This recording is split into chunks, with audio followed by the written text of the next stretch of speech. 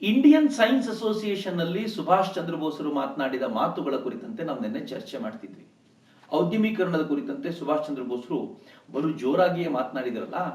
ಮಿತ್ರ, ಮೇಲ್ನೋಟಕ್ಕೆ ವಿರೋಧ ಇತ್ತು ಅಂತ ಕಂಡ್ರೂ ಕೂಡ ಸುಭಾಷ್ ಚಂದ್ರ ಬೋಸರು ಎಲ್ಲಿಯೂ ಕೂಡ ತಾತ್ವಿಕವಾಗಿ ತುಂಬಾ ದೊಡ್ಡ ಮಟ್ಟದಲ್ಲಿ ಕಾಂಗ್ರೆಸ್ನಲ್ಲಿ ತಾನು ಬೇರೆನೋ ಹೇಳ್ತಿದ್ದೀನಿ ಅನ್ನೋದನ್ನ ತೋರಿಸಿಕೊಳ್ಳದಂತೆ ನಡೆದು ಆ ಏಕತೆಯ ಕಲ್ಪನೆ ಬಹಳ ಜೋರಾಗಿತ್ತು. ಸುಭಾಷ್ ಚಂದ್ರ ಬೋಸರು ಬೇಕಾದ್ರೆ ಆಕ್ರೋಶಗೊಂಡು ವಿರೋಧ ಮಾಡಿ ತಾನು ಅಧ್ಯಕ್ಷ ಪದವಿಯಲ್ಲಿದ್ದೀನಿ, ಏನ್ ಬೇಕಿದ್ರು ಮಾಡಬಹುದು ಅಂತೆಲ್ಲ ಪ್ರಯತ್ನ ಪಡಬಹುದಿತ್ತು. ಆದ್ರೆ ಕನ್ಸ್ಟ್ರಕ್ಟಿವ್ ಆಗಿ ಇರುವಂತ ಈ ಟೋಟಲ್ ಫೋರ್ಸ್ ಅನ್ನ ಕನ್ಸ್ಟ್ರಕ್ಟಿವ್ ಆಗಿ ಯೂಸ್ ಮಾಡ್ಕೊಳ್ಳಿಕ್ಕೆ ತಾನು ಎಷ್ಟು ಬಾಗಬೇಕು ಅಷ್ಟು ಬಾಗಿದ್ರು. ಹೀಗಾಗಿಯೇ ಸುಭಾಷ್ ಚಂದ್ರ ಬೋಸರ ಆ ಹೊತ್ತಿನ ದಿನಗಳನ್ನ ಅನೇಕರು ಹೆಮ್ಮೆಯಿಂದ ಅಭಿನಂದಿಸ್ತಾರೆ. ನಾನು ಮುಂದೆ ನಿಮ್ಗೆ ಹೇಳೋನಿದ್ದೀನಿ, ಸ್ವತಃ ಗುರುದೇವ ರವೀಂದ್ರನಾಥ್ ಠಾಕೂರ್ಗೆ ಸುಭಾಷ್ ಚಂದ್ರ ಬೋಸರ ಮೇಲೆ ಎಷ್ಟು ಪ್ರೀತಿ, ಎಷ್ಟು ಗೌರವ ಇತ್ತು ಅಂತಂದ್ರೆ, ನಾನು ಕಲ್ಪನೆ ಕಟ್ಟಿದಂತ ಒಬ್ಬ ನಾಯಕ ನನ್ನ ಎದುರಿಗೆ ಆ ತೇಜಸ್ವಿ ಪುರುಷ ನಿಂತಿದ್ದಾನೆ ಅಂತ ಸುಭಾಷ್ ಚಂದ್ರ ಬೋಸರಿಗೆ ಅವ್ರು ಹೇಳ್ತಿದ್ರು. ಆ ಪರಿಯ ವ್ಯಕ್ತಿತ್ವ ಸುಭಾಷ್ ಬಾಬುದಿತ್ತು. ತಾವು ಬಂಗಾಳಿಗಳು ಅಂತ ಅನಿಸ್ಕೊಂಡ್ರೂ ಕೂಡ ದೇಶದ ಇತರೆಲ್ಲ ಕಾಂಗ್ರೆಸ್ಸಿಗರನ್ನು ಕೂಡ ವಿಶ್ವಾಸಕ್ಕೆ ತೆಗೆದುಕೊಂಡು ಒಂದು ಸಮರ್ಥ ರೀತಿಯಲ್ಲಿ ಕಾಂಗ್ರೆಸ್ ಅನ್ನು ಮುನ್ನಡೆಸ್ಕೊಂಡು ಹೋಗುವಂತ ಪ್ರಯತ್ನವನ್ನು ಅವರು ಮಾಡ್ತಿದ್ರು. ಒಂದು ಎನರ್ಜಿಯನ್ನ ಅವತ್ತಿನ ದಿನಗಳಲ್ಲಿ ಕಾಂಗ್ರೆಸ್ಸಿಗೆ ತುಂಬಿದ್ರು.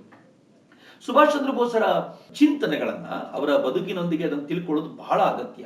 ಒಂದು ವಿಚಾರ ನಾವು ಇವತ್ತಿನ ದಿನಗಳಲ್ಲೂ ಕೂಡ ನಮ್ಗೆ ಅಗತ್ಯವಾಗಿ ಬೇಕಾಗಿರುವಂತಹ ಸಂಗತಿಯನ್ನು ನಿಮ್ ಜೊತೆ ಹಂಚಿಕೊಳ್ಳಿಕ್ಕೆ ಇಚ್ಛೆ ಪಡ್ತೀನಿ.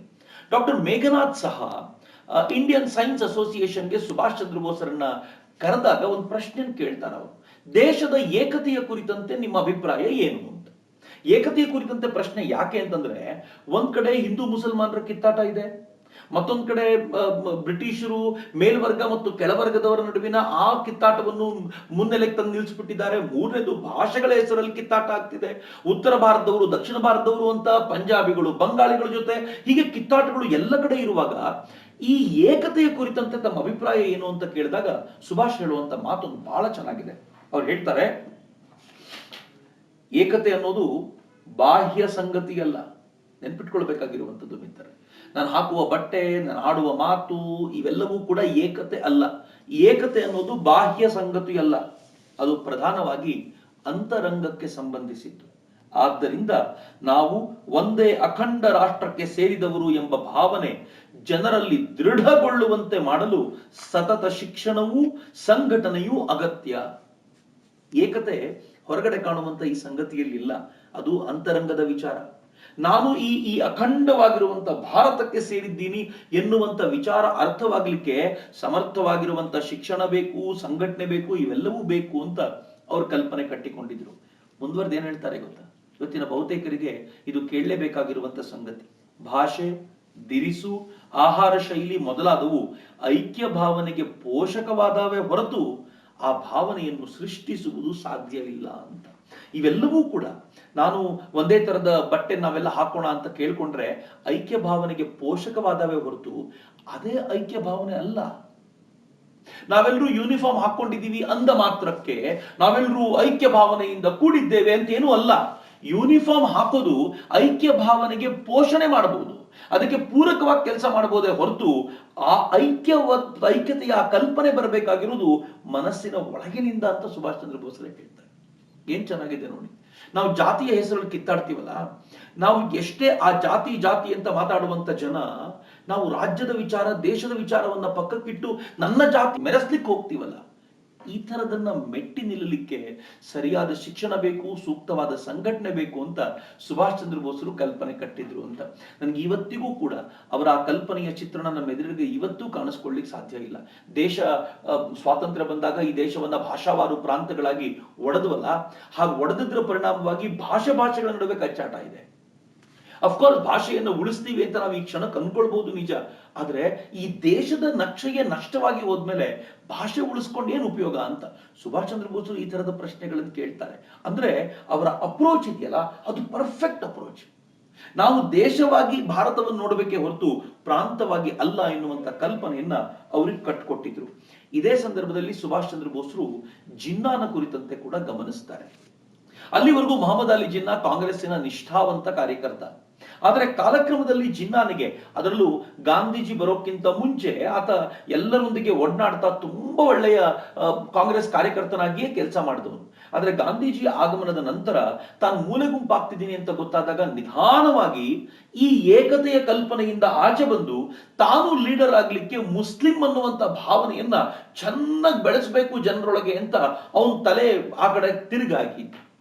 ಗಾಂಧೀಜಿಯವರು ಅಥವಾ ಕಾಂಗ್ರೆಸ್ ತೆಗೆದುಕೊಳ್ತಾ ಇದ್ದಂತ ನಿರ್ಣಯಗಳೆಲ್ಲವೂ ಕೂಡ ಮುಸಲ್ಮಾನರನ್ನ ಮೇನ್ ಸ್ಟ್ರೀಮ್ ಇಂದ ಪ್ರತ್ಯೇಕಗೊಳಿಸುವಂತ ನಿರ್ಣಯಗಳು ಅಂತ ಸಹಜವಾಗಿ ಎಲ್ರಿಗೂ ಗೊತ್ತಾಗ್ತಿದ್ದಾಗ ತಾನು ಪ್ರತ್ಯೇಕವಾದಿಯಾಗಿಯೇ ಇನ್ನೂ ಹೆಚ್ಚು ಬಲವನ್ನ ಪಡ್ಕೊಳ್ಬಹುದು ಅಂತ ಆತ ನಿರ್ಣಯ ಮಾಡಿಬಿಟ್ಟಿದ್ದ. ಆಗ ಸುಭಾಷ್ ಚಂದ್ರ ಬೋಸರು ಅವನನ್ನ ಭೇಟಿ ಮಾಡಿ ಹೀಗಾಗಬಾರ್ದು ಅಂತ ಹೇಳುವಂತ ಪ್ರಯತ್ನವನ್ನು ಕೂಡ ಮಾಡಿದ್ರಲ್ಲ, ಇದು ಸುಭಾಷ್ ಚಂದ್ರ ಬೋಸರ ಸಾಮರ್ಥ್ಯವನ್ನ ಎತ್ತಿ ತೋರುತ್ತೆ. ಇನ್ಫ್ಯಾಕ್ಟ್ ಆ ಹೊತ್ತಲ್ಲಿ ಗಾಂಧೀಜಿಗೆ ಖುಷಿಯಾಗಿತ್ತು ಅಂತ ವಿಶ್ವಾಸ್ ಪಾಟೀಲ್ರು ತಮ್ಮ ಕೃತಿಯಲ್ಲಿ ಹೇಳ್ತಾರೆ. ಆದರೂ ಕೂಡ ಸ್ವತಃ ಕಾಂಗ್ರೆಸ್ಸು ಸುಭಾಷ್ ಚಂದ್ರ ಬೋಸರು ಇಟ್ಟಂತ ಹೆಜ್ಜೆಯಿಂದ ಪ್ರೀತಿಗೊಳ್ಳಿಲ್ಲ, ತಾವು ಅವರಿಗೆ ಯಾವ ಸಹಕಾರವನ್ನು ಮಾಡಲಿಲ್ಲ. ಒಂದು ಹಂತಕ್ಕೆ ಅವತ್ತೇ ಸಹಕಾರ ಮಾಡಿ ಈ ಪ್ರಾಬ್ಲಮ್ ಅನ್ನ ಸಾಲ್ವ್ ಮಾಡಲಿಕ್ಕೆ ಪ್ರಯತ್ನ ಪಟ್ಟಿದ್ದಿದ್ರೆ, ಒಂದು ಹೆಜ್ಜೆ ನಾವು ಮುಂದೆ ಹೋಗಿದ್ದಿದ್ರೆ ಆನಂತರದ ದಿನಗಳಲ್ಲಿ ಪಾಕಿಸ್ತಾನ ಎನ್ನುವಂತಹ ಭಯಾನಕವಾದ ಚಿತ್ರಣ ನಮ್ಮ ಕಣ್ಣೆದುರಿಗೆ ಬಂತಲ್ಲ, ಅದು ನಡೀತಿರ್ಲಿಲ್ಲ. ಸುಭಾಷ್ ಚಂದ್ರ ಬೋಸರ ಈ ಕಲ್ಪನೆಯನ್ನ, ಈ ಚಿಂತನೆಯನ್ನ ಅರ್ಥ ಮಾಡಿಕೊಳ್ಳೋದ್ರಲ್ಲಿ ಇಡೀ ಭಾರತವೇ ಸೋತೋಯ್ತು ಅಂತ ನನಗೆ ಒಂದು ಕ್ಷಣದಲ್ಲಿ ಅನ್ಸುತ್ತೆ. ಸುಭಾಷ್ ಚಂದ್ರ ಬೋಸರು ಎಲ್ಲರ ಪ್ರೀತಿಯನ್ನ ಗಳಿಸಿಕೊಂಡು ಚೆನ್ನಾಗೇ ಇದ್ರು. ಸ್ವಲ್ಪ ಮಟ್ಟಿಗೆ ಕಾಂಗ್ರೆಸ್ನಲ್ಲಿದ್ದಂತ ಗಾಂಧಿವಾದಿಗಳಿಗೆ ವಿರೋಧ ಇತ್ತು. ಸುಭಾಷರು ಮಾಡುವ ಪ್ರತಿ ಕೆಲಸವನ್ನು ಕೂಡ ಅನುಮಾನದ ಕಣ್ಣುಗಳಿಂದಲೇ ನೋಡ್ತಾ ಇದ್ರು ಅಂತ. ಆದ್ರೂ ಕೂಡ ಸುಭಾಷ್ ಚಂದ್ರ ಬೋಸರು ಕಾಂಗ್ರೆಸ್ಸಿನ ಒಳಗೆ ಮತ್ತು ಕಾಂಗ್ರೆಸ್ಸಿನ ಹೊರಗೆ ಪ್ರೀತಿಯನ್ನ ತುಂಬಾ ಚೆನ್ನಾಗಿ ಗಳಿಸಿಕೊಂಡು ಒಬ್ಬ ಸಮರ್ಥವಾದ ನಾಯಕರಾಗಿ ಹೊರಹೊಮ್ಮಿದ್ರು. ಎಲ್ಲವೂ ಚೆನ್ನಾಗಿತ್ತು. ಸಮಸ್ಯೆ ಯಾವಾಗ ಶುರುವಾಯಿತು ಅಂತಂದ್ರೆ, ಸುಭಾಷ್ ಚಂದ್ರ ಬೋಸರು ಹೇಳಿದ್ರು, ನನಗೆ 1 ವರ್ಷದ ಅವಧಿ ಸಾಕಾಗ್ಲಿಲ್ಲ, ಮುಂದಿನ ವರ್ಷಕ್ಕೂ ಕೂಡ ನಾನೇ ಕಂಟಿನ್ಯೂ ಆಗ್ತೀನಿ ಅಂದ್ಬಿಟ್ರು. ಆಗ ಬೆಂಕಿ ಹೊತ್ಕೊಳ್ತು ನೋಡಿ.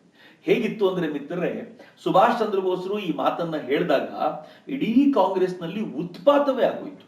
ಉತ್ಪಾತ ಯಾಕೆ ಗೊತ್ತೇನು? ಅಲ್ಲಿಯವರೆಗೂ ಕಾಂಗ್ರೆಸ್ನಲ್ಲಿ ಯಾರೂ ಕೂಡ ನಾನು ಅಧ್ಯಕ್ಷನಾಗ್ತೀನಿ ಅಂತ ಹೇಳುವ ಪರಿಪಾಠವೇ ಇರಲಿಲ್ಲ. ಇನ್ಫ್ಯಾಕ್ಟ್ ಹೇಳ್ತಾರೆ ಅಂತಂದ್ರು ಗಾಂಧೀಜಿಗೆ ಹೋಗಿ ಪಿನ್ ಮಾಡ್ತಿದ್ರು ಅಷ್ಟೇ, ನಾನು ಆಗ್ಬೇಕು, ನೀವು ಸ್ವಲ್ಪ ಮಾಡಿ ಅಂತ. ಅದು ಗೊತ್ತಲ್ಲ ನಿಮ್ಗೆ, ಮೋತಿಲಾಲ್ ನೆಹರೂರಿಂದ ಹಿಡಿದು ಅದು ಅವರ ಮಗ ಜವಾಹರ್ಲಾಲ್ ನೆಹರೂನ ಆಗಿಸುವಾಗಲೂ ಕೂಡ ಗಾಂಧೀಜಿ ಹತ್ರ ಹೋಗೋದು. ಆನಂತರ ಗಾಂಧೀಜಿ ಹೇಳದೆ ಹೊರತು ಯಾರು ಓಪನ್ ಆಗಿ ನಾನು ಅಧ್ಯಕ್ಷನಾಗ್ತೀನಿ ಅಂತ ಹೇಳುವಂತದ್ದಿಲ್ಲ. ಅವಿರೋಧ ಆಯ್ಕೆ ಮತ್ತು ಗಾಂಧೀಜಿಯ ಆಯ್ಕೆ ಫೈನಲ್ ಆಗಿತ್ತು ಕಾಂಗ್ರೆಸ್ನಲ್ಲಿ. ಆದ್ರೆ ಈಗ ಸುಭಾಷ್ ಚಂದ್ರ ಬೋಸರು ಮೊದಲನೇ ಬಾರಿಗೆ ಓಪನ್ ಆಗಿ ನನಗೆ 2ನೇ ಅವಧಿ ಕೊಡಿ ಅಂತ ಕೇಳಿದ್ರು.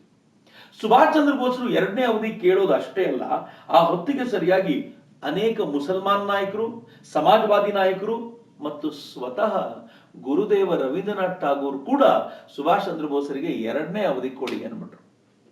ಹೇಗಿದೆ ನೋಡಿ, ರವೀಂದ್ರನಾಥ್ ಠಾಗೂರ್ ಸುಮ್ಮನೆ ಕೊಡಿ ಅಂತ ಹೇಳಿದ್ದಲ್ಲ, ಒಂದು ವಿಸ್ತೃತವಾದ ಪತ್ರವನ್ನೇ ಮಹಾತ್ಮ ಗಾಂಧೀಜಿ ಅವರಿಗೆ ಬರೆದು ಯಾಕೆ ಸುಭಾಷನಿಗೆ 2ನೇ ಅವಧಿ ಕೊಡಬೇಕು ಅನ್ನೋದರ ಎಕ್ಸ್ಪ್ಲನೇಷನ್ ಕೊಟ್ಟರು. ಮಹಾತ್ಮ ಗಾಂಧೀಜಿಗೆ ಇದೊಂಥರ ಕಸಿವಿಸಿ ಆಗುವಂತ ಸಂದರ್ಭ. ಯಾಕೆಂದ್ರೆ ಮಹಾತ್ಮ ಗಾಂಧೀಜಿ ಮಾನಸಿಕವಾಗಿ ಸುಭಾಷ್ ಚಂದ್ರ ಬೋಸರನ್ನ ಕಂಟಿನ್ಯೂ ಮಾಡೋದು ಬೇಡ ಅಂತ ನಿಶ್ಚಯ ಮಾಡಿ ಆಗಿತ್ತು. ಹೀಗಾಗಿ ರವೀಂದ್ರರ ಪತ್ರವನ್ನ ಹೇಗೆ ಸ್ವೀಕಾರ ಮಾಡಬೇಕು ಅಂತ ಅವ್ರಿಗೆ ಗೊತ್ತಾಗಲಿಲ್ಲ. ಆದ್ರೆ ಎಲ್ರಿಗೂ ಇದ್ದಂತ ಒಂದು ಸಮಾನವಾದ ಉತ್ತರ ಏನು ಗೊತ್ತೇನು? ರವೀಂದ್ರ ಬಂಗಾಳಿಗಳು, ಸುಭಾಷ್ ಚಂದ್ರ ಬೋಸರು ಬಂಗಾಳಿಗಳು. ಹೀಗಾಗಿ ಒಬ್ಬ ಬಂಗಾಳಿ ಮತ್ತೊಬ್ಬ ಬಂಗಾಳಿ ಮತ್ತೆ ಅಧ್ಯಕ್ಷನಾಗಿ ಮುಂದುವರಿಲಿ ಅಂತ ಹೇಳೋದ್ರಲ್ಲಿ ಯಾವ ಅಚ್ಚರಿಯೂ ಇಲ್ಲ ಅಂತ. ಈ ಕಾಂಗ್ರೆಸ್ಸಿಗರಲ್ಲಿ ಗಾಂಧಿವಾದಿಗಳು ಯಾವ ಮಟ್ಟಿಗೆ ವಾತಾವರಣವನ್ನು ಸೃಷ್ಟಿ ಮಾಡಿಬಿಟ್ಟಿದ್ರು ಅಂತಂದ್ರೆ, ಬಂಗಾಳಿಗಳ ಕೈ ಮೇಲಾಗ್ತಾ ಇದೆ, ಪಂಜಾಬಿಗಳು ವೀಕ್ ಆಗ್ತಾ ಇದ್ದಾರೆ, ಉತ್ತರ ಪ್ರದೇಶದವ್ರು ವೀಕ್ ಆಗ್ತಿದ್ದಾರೆ, ದಕ್ಷಿಣದವ್ರು ವೀಕ್ ಆಗ್ತಿದ್ದಾರೆ, ಎಲ್ಲರನ್ನೂ ಮೆಟ್ಟಿ ನಿಂತು ಬಂಗಾಳಿಗಳು ಬೆಳೀತಿದ್ದಾರೆ ಎನ್ನುವಂತ ಪ್ರತ್ಯೇಕತಾ ಭಾವನೆಯನ್ನ ಬೀಜ ಹಾಕುವಂತ ಪ್ರಯತ್ನವನ್ನ ಈ ಸಂದರ್ಭದಲ್ಲಿ ಮಾಡಿದ್ರು. ಇಲ್ಲಿಗೆ ಮುಗಿಲಿಲ್ಲ. ಎಲ್ಲಾದ್ರೂ ಗಾಂಧೀಜಿ ಸುಭಾಷ್ ಚಂದ್ರ ಬೋಸರನ್ನ ಒಪ್ಪಿಕೊಂಡೇ ಬಿಡ್ತಾರ ಅನ್ನೋ ಹೆದರಿಕೆಗೆ ಈ ಇಂಡಿಯನ್ ಸ್ಟ್ರಗಲ್ ಅನ್ನೋ ಕೃತಿ ಬ್ಯಾನ್ ಆಗಿದ್ದಾಗಲೂ ಕೂಡ ಅದನ್ನ ಹೇಗಾದ್ರೂ ಕದ್ದು ಮುಚ್ಚಿ ಆ ಪುಸ್ತಕವನ್ನು ತರಿಸ್ಕೊಂಡು ಗಾಂಧೀಜಿ ಬಗ್ಗೆ ಅಲ್ಲಿ ಏನ್ ಹೇಳಿದ್ದಾರೆ ಗೊತ್ತಾ ಅಂತ ತೋರಿಸಲಾರಂಭಿಸಿದ್ರು.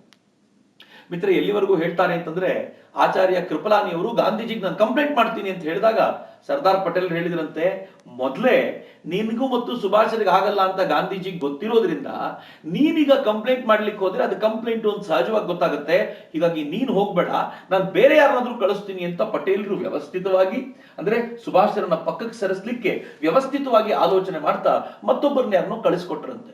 ಗಾಂಧೀಜಿಯ ಮುಂದೆ ಇಂಡಿಯನ್ ಸ್ಟ್ರಗಲ್ ಪುಸ್ತಕವನ್ನು ಹಿಡಿದು ಯಾವ್ಯಾವ ಲೈನ್ ಅನ್ನು ಓದಬೇಕು ಅಂತ ನೋಟ್ ಎಲ್ಲ ಮಾಡಿ ಫೈನಲಿ ಗಾಂಧೀಜಿಗೆ ಅದನ್ನು ತೋರಿಸಿ, ನೋಡಿ ಗಾಂಧೀಜಿ, ನಿಮ್ ಬಗ್ಗೆ ಏನ್ ಬರೆದಿದ್ದಾರೆ, ನೀವು ಕೆಲಸಕ್ಕೆ ಬಾರದ ವ್ಯಕ್ತಿ ಅನ್ನೋ ಅರ್ಥದಲ್ಲಿ ಅಥವಾ ಇಡೀ ಕಾಂಗ್ರೆಸ್ಸು ಗಾಂಧೀಜಿಯ ಎದುರಿಗೆ ತಮ್ಮ ಬುದ್ಧಿಯನ್ನ ಅಡವಿಟ್ಟಿದೆ ಅಂತ ಬರೆದಿದ್ದಾರೆ. ನಿಮ್ಮ ಬಗ್ಗೆ ಇಷ್ಟು ಅವಹೇಳನ ಮಾಡುವ ವ್ಯಕ್ತಿಯನ್ನ ನೀವು ಮತ್ತೆ ಅಧ್ಯಕ್ಷರನ್ನಾಗಿಸ್ತೀರಾ ಅಂತ ಕಿವಿ ಚುಚ್ಚಲಿಕ್ಕೆ ಶುರು ಮಾಡಿದ್ರು.